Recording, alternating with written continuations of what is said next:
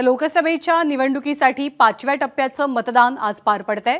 नाशिक लोकसभा मतदारसंघातील सिन्नर इथल्या जिल्हा परिषद शाळेमध्ये आदर्श असं दिव्यांग कर्मचाऱ्यांनी चालवलेलं मतदान केंद्र पाहायला मिळतंय। दिव्यांग असूनही हे कर्मचारी मतदान केंद्र सुरळीतपणे हाताळतात आणि मतदान करण्यासाठी येणारे अनेक मतदार या दिव्यांग कर्मचाऱ्यांची स्तुती सुद्धा करतात।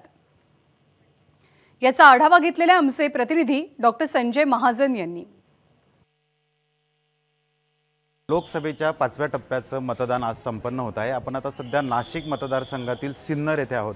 सिन्नर या ठिकाणी एक आदर्श दिव्यांग असं मतदान केंद्र तयार करण्यात आलं आहे, ज्या ठिकाणी या मतदान केंद्रावरील सर्व पुरुष किंवा महिला कर्मचारी या दिव्यांग आहेत। आपण बघू शकतो की या ठिकाणी हा जो मतदान केंद्र आहे, सिन्नर शहरातील जिल्हा परिषद शाळेतील 92 क्रमांकाचा हा जो मतदान केंद्र आहे, हा संपूर्णतः दिव्यांग व्यक्ती किंवा दिव्यांग कर्मचाऱ्यांकडून हा चालवला जात आहे। आतमध्ये जर का आपण बघितलं तर संपूर्ण असे दिव्यांग कर्मचारी हे पूर्ण मतदान केंद्र चालवत आहेत। 92 क्रमांकाचं हे जे मतदान केंद्र आहे, संपूर्णपणे जे कर्मचारी आहेत, मतदान केंद्राधिकारी सुद्धा दिव्यांग आहेत आणि मतदान केंद्रावरील संपूर्णपणे कर्मचारी हे दिव्यांग आहेत।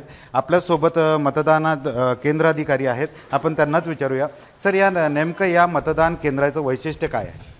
या मतदान केंद्राचं वैशिष्ट्य एक आहे की या ठिकाणचे जे PRO आणि मतदान अधिकारी क्रमांक 1, 2, 3 हे सर्व कर्मचारी दिव्यांग आहेत।